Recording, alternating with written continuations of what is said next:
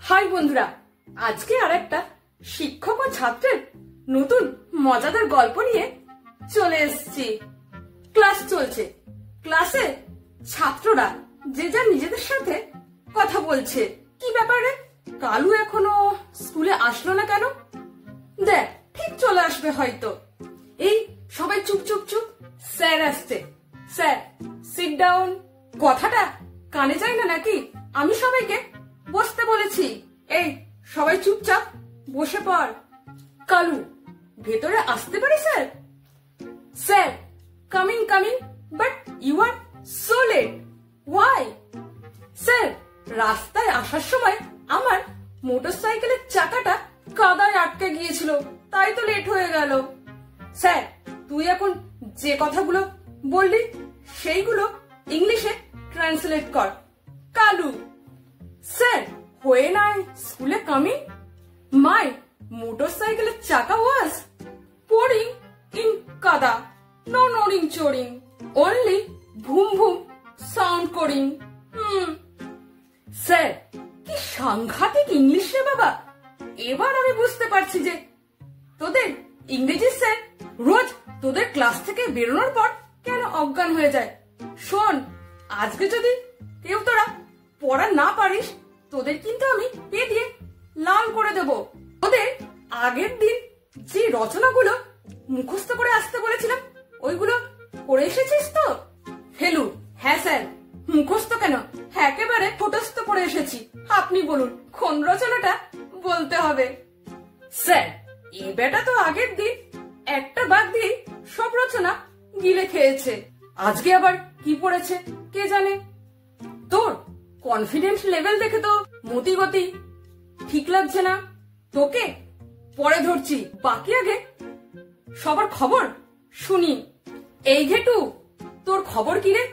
পড়ার খবর শুনে তোর মুখটা কেমন যেন কিসমিসের মতো চুপসে গেল। ঘেটু: স্যার, কাল আমার বাবার সম্পত্তির 2 ভাগ হলো। বাড়িতে অনেক লোকজন ছিল, তাই পড়তে পারিনি। স্যার, তোর বাবার সম্পত্তির 2 ভাগ হলো? ব্যাপারটা আমাকে একটু বুঝিয়ে বলতো দেখি। ঘেটু: স্যার, কালকে আমার আবার আর একটা ভাই হয়েছে।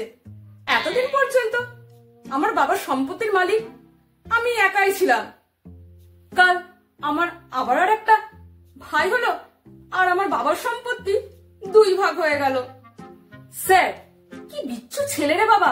বস বস, এই বয়সে সম্পত্তির ধান্দা? স্যার, পেচি, তোর খবর কি? তুই রচনা পড়ে এসেছিস তো? পেচি: স্যার, কালকে আমাদের বাড়িতে স্মল মাদার মাদার এসেছিল, তাই পড়তে পারিনি। স্যার, স্মল মাদার মাদার মানে? পেচি: ছোট মামা। স্মল মানে ছোট, আর মাদার মাদার মানে মামা। ইংরেজি স্যার আমাদের ইংরেজিতে কথা বলার চেষ্টা করতে বলেছে, তাই ইংলিশে বললাম। স্যার, তোর ইংরেজি যা ভয়ঙ্কর, মানুষ শুনলে অজ্ঞান হয়ে যাবে। স্যার, বাবা হাবলু পড়ে এসেছিস তো? হাবলু: স্যার, কালকে বৃষ্টিতে ভিজে সর্দি কাশি লেগে গেছিল, তাই পড়তে পারিনি। স্যার, তুই আবার বৃষ্টিতে ভিজতে গেলি কেন? হাবলু: স্যার, পরশুদিন আমার দাদু বাসের মধ্যে একটা কাফ সিরাপের বোতল খুঁজে পেয়েছিল। দাদু বলল এত দামি কাফ সিরাপের বোতলটা ফেলে দেব, তাই দাদু আমাকে জোর করে বৃষ্টিতে ভেজালো, যাতে আমার সর্দি কাশি লাগে আর ওই কাফ সিরাপের বোতলটা কাজে আসে। স্যার, কি সাংঘাতিক ব্যাপার রে বাবা! তো দাদু তো দেখছি সামনের বছর কিপ্টেমির জন্য পুরস্কার পাবে। ফেলু: দেখলেন তো স্যার, আমি ছাড়া আর কেউ পড়া করে আসেনি, তাই ওদের পড়া ধরে সময় নষ্ট না করে আমাকে পড়া ধরুন। অন্য ছাত্র: শোন ফেলু, বেশি লাফালাফি করিস না। স্যারের মুডটা কিন্তু এমনিতেই আজকে খারাপ আছে, তাই চুপচাপ বসে থাক। তোর জন্য আমরা সবাই প্যাদানি খাবো নাকি? ফেলু: শোন, তোরা পড়া করে আসিসনি, আর তাই তোরা স্যারের কাছে আত্মসমর্পণ করে দিয়েছিস। শোন, আমি কিন্তু পড়া করে এসেছি, তাই স্যারের কাছে আত্মসমর্পণ করার কোনো প্রশ্নই ওঠে না। ফেলু: দেখ, স্যার পড়া ধরলেই বুঝতে পারবি। ফেলু: স্যার আপনি বলুন আমাকে কোন রচনাটা বলতে হবে। স্যার নে আফ্রিকা মহাদেশের উপরে একটা রচনা বলতে দেখি, কেমন পারিস? ফেলু এত সহজ রচনা আর একটু কঠিন ধরুন। স্যার বেশি পাকামি মারিস না তো, যেটা বলতে বলেছি সেটাই বল। ফেলু স্যার আফ্রিকা হলো পৃথিবীর দ্বিতীয় বৃহত্তম মহাদেশ। পৃথিবীর বৃহত্তম মরুভূমি সাহারা এই মহাদেশে অবস্থিত। আফ্রিকা মহাদেশের অনেক জায়গা জুড়ে রয়েছে জঙ্গল। এই জঙ্গলে নানা প্রজাতির পশু পাখি আছে, আর তার সাথে আছে হাতি। হাতি হলো সব থেকে শক্তিশালী প্রাণী। হাতির দুটো বড় বড় কান আছে। হাতির লেজটা এর তুলনায় অনেক ছোট, চোখ দুটো ছোট্ট মিনমিনে।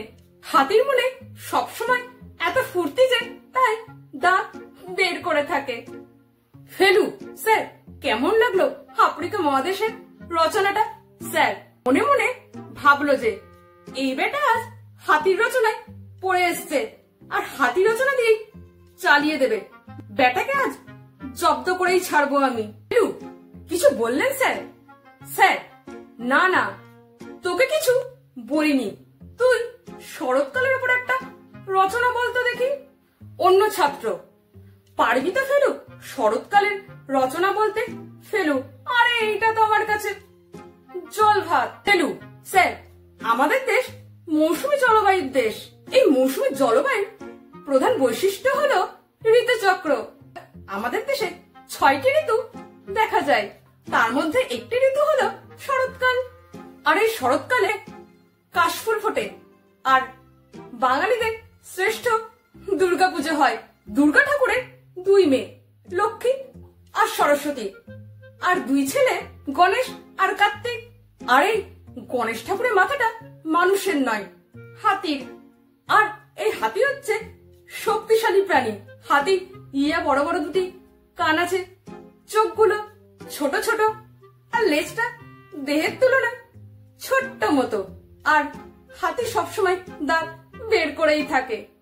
স্যার মনে মনে যেটাই করেছিলাম ঠিক তাই। বেটা আজ হাতির রচনায় পড়ে এসেছে। বেটাকে আজ ইতিহাস থেকে প্রশ্ন করব, দেখি কোথায় যায়। স্যার নে ফেলু এবার তাজমহলের উপর একটা রচনা বলতে দেখি। অন্যান্য ছাত্র তোকে এবার বিপদে ফেলে দিল রে ফেলু, তুই তাজমহলে হাতি আনবি কি করে? ফেলু আরে ওটা আমি ঠিক পারবো। ফেলু স্যার তাজমহল হলো 7টা আশ্চর্যের মধ্যে অন্যতম। এটি ভারতের আগ্রায় অবস্থিত। সম্রাট শাহজাহান তার প্রিয়তমা স্ত্রী মুমতাজের স্মৃতির উদ্দেশ্যে মার্বেল দিয়ে তাজমহল তৈরি করেছিল। তাজমহল যখন তৈরি হয়েছিল তখন উন্নত মানের যানবাহন ছিল না, আর তখন ভারী ভারী পাথর বহন করার জন্য 1000 হাতির ব্যবস্থা করা হয়েছিল। আর হাতি হচ্ছে সব থেকে শক্তিশালী প্রাণী। হাতির 2টো বড় বড় কান আছে। হাতির লেজটা দেহের তুলনায় পুচকো মতো, আর 2টো চোখ আছে। আর হাতি সবসময় ফুর্তিতে থাকে আর দাঁত বের করে থাকে। স্যার কেমন লাগলো আমার তাজমহলের ওপর রচনা? স্যার দাঁড়া বাবা, আগে একটু নিঃশ্বাসটা নিয়ে নি, আমার হার্টবিটটা বেড়ে গেছে। আমি এই বেটাকে কিছুতেই জব্দ করতে পারছি না। নে এইবারই লাস্ট জগদীশচন্দ্র বসু নিয়ে একটা রচনা বলতে দেখি। দেখি এবার এখানে তুই হাতি কি করে আনিস। অন্য ছাত্র ফেলু এবার তুই ফেসে গেলি কিন্তু। ফেলু আরে আমি পারবো, তোরা দেখ না কি হয়। আমার কাছে না বলে কোনো শব্দ নেই। স্যার নে তাড়াতাড়ি বলতে দেখি। ফেলু স্যার জগদীশচন্দ্র বসু হচ্ছে বিশ্ববিখ্যাত একজন বিজ্ঞানী।